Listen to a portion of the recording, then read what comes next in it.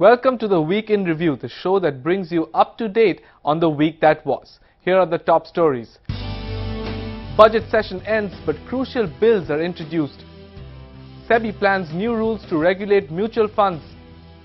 And OVL comes under fire over a foreign acquisition. The budget session of Parliament is over. It ended on Friday soon after the Budget 2011-12 was passed. Typically, the budget session continues into April with a recess in between, but with state elections coming up at the same time, it's been cut short. The last week of the budget session saw a flurry of reform-oriented bills introduced in Parliament. Topping the list was the bill for the goods and services tax.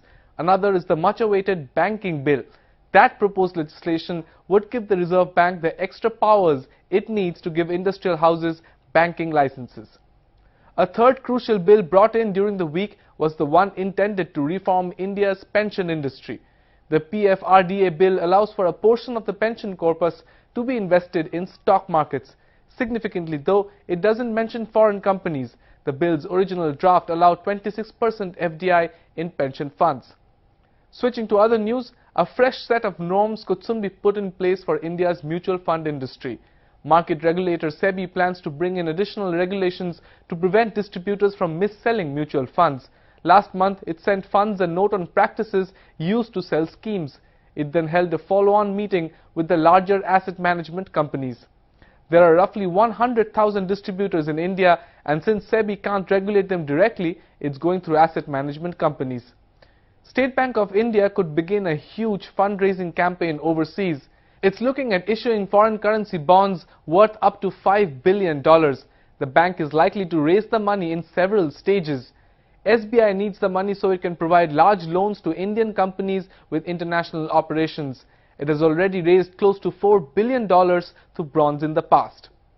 Meanwhile, Built Paper, the overseas wing of paper manufacturer Ballarpur Industries, has firmed up plans to raise money abroad. It wants to raise $330 million by selling shares on the London Stock Exchange. Ballarpur will use the money for both debt repayment and capacity expansion. The sale will take place on the 20th of April. ONGC's overseas arm OVL may have paid top dollar to acquire Imperial Energy, but that deal is now under fire. India's top auditor, the CAG, says the acquisition has resulted in a loss of nearly 1,200 crores.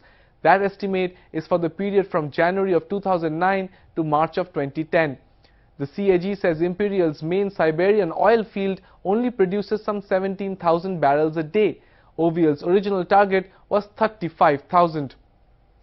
Moving on, airline passenger traffic has shown steady growth in February despite the hike in oil prices.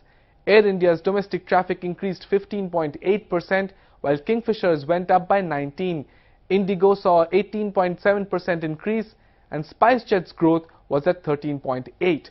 Overall growth on domestic routes stood at 18.5%. Staying with airlines, private carriers only have a few days left to hire dedicated ground handlers at top destinations. The Aviation Ministry has told airlines to outsource ground handling at the 6 biggest airports. They have until the end of this month to comply. Airlines have appealed against that order in the Supreme Court. And in a separate development, SpiceJet has suspended controversial pilot Garima Pasi. The move came after reports that she fared badly during pilot training in the US. Earlier, the airline fired 2 other pilots for allegedly getting their flying licenses using forged documents. Changing gears, Yamaha has set an ambitious agenda for its Indian motorcycle business. Hiroki Suzuki, the company's India head, says it will ramp up local production to 1 million bikes a year by 2013. It currently makes 600,000. Yamaha also wants to make India a hub for exports to Africa and South America. And here are some stories in brief. Prime Minister Manmohan Singh has told Parliament no one from the UPA coalition bribed MPs in return for votes. His statement came on Wednesday amidst heated arguments in both houses over the American diplomatic cable first acquired by WikiLeaks. The Congress has come to a seat-sharing agreement with Mamata Banerjee's Trinamool for the Bengal election. Under the deal, the Congress will be able to contest in 65 of the 294 assembly seats. Bengal will go to the polls in 6 phases between the 18th of April and the 10th of May. Former McKinsey chief Rajat Gupta has offered to resign from his post as chairman of the Indian School of Business. Gupta was one of the founders of the school back in 2001, but allegations of insider trading in the US have dogged him in recent times. And that's all we have for you. Thanks for watching.